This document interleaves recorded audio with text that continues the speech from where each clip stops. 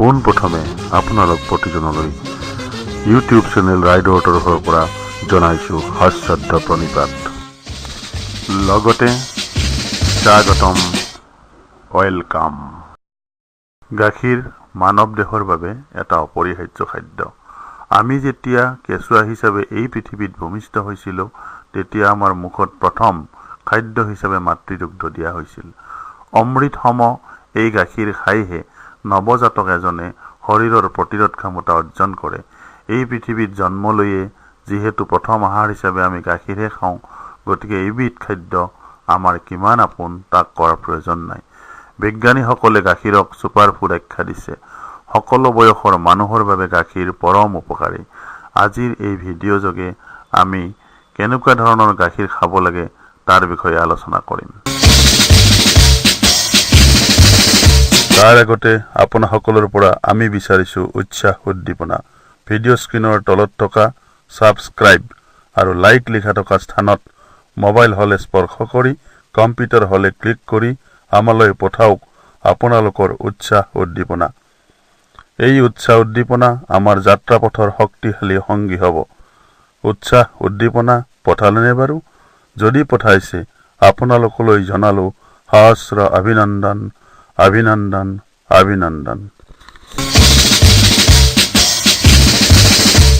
আহক এইবাৰ আমি ভিডিঅ'টো আৰম্ভ কৰোঁ।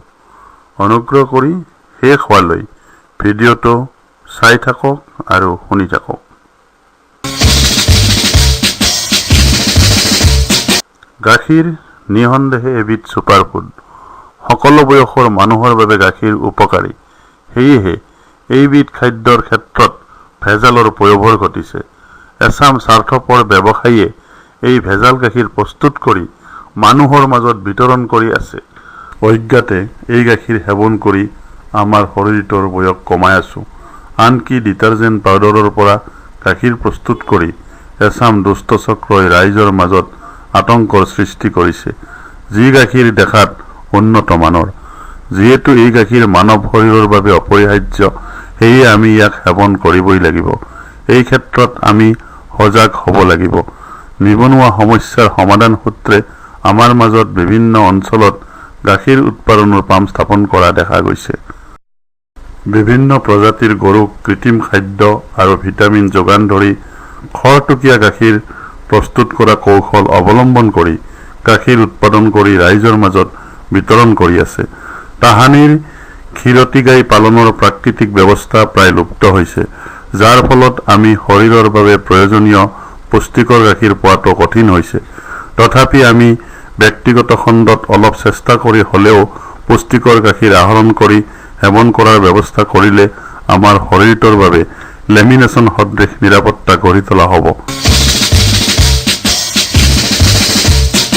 গাখীৰত এনে কিছুমান উপাদান থাকে যিয়ে শৰীৰৰ বিভিন্ন ঘাটি পূৰণ কৰাত সহায় কৰে।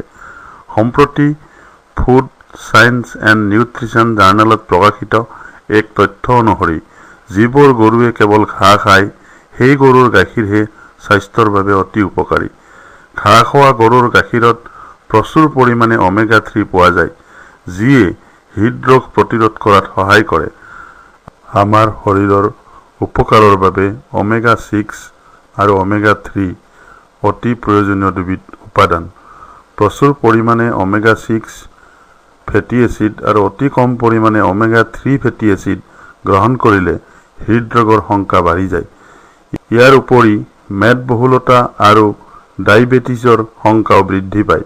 সেয়ে গৱেষকসকলে কেৱল ঘাঁহ খোৱা গৰুৰ গাখীৰহে খাবলৈ পৰামৰ্শ দিছে, কাৰণ একমাত্ৰ ঘাঁহ খোৱা গৰুৰ গাখীৰতে প্ৰচুৰ পৰিমাণে ওমেগা 3 ফেটি এচিড উপলব্ধ। ইয়াৰ উপৰি এই গাখীৰে আমাৰ শৰীৰৰ ওমেগা 6 আৰু ওমেগা 3 ফেটি এচিডৰ ভাৰসাম্য বজাই ৰাখে, ফলত হৃদৰোগৰ শংকা বহু পৰিমাণে হ্ৰাস পায়। সেয়েহে এটা সুস্থ সবল জীৱন উপভোগ কৰাৰ বাবে কেৱল ঘাঁহ খোৱা গৰুৰ গাখীৰে খাবলৈ চেষ্টা কৰক। ধন্যবাদ।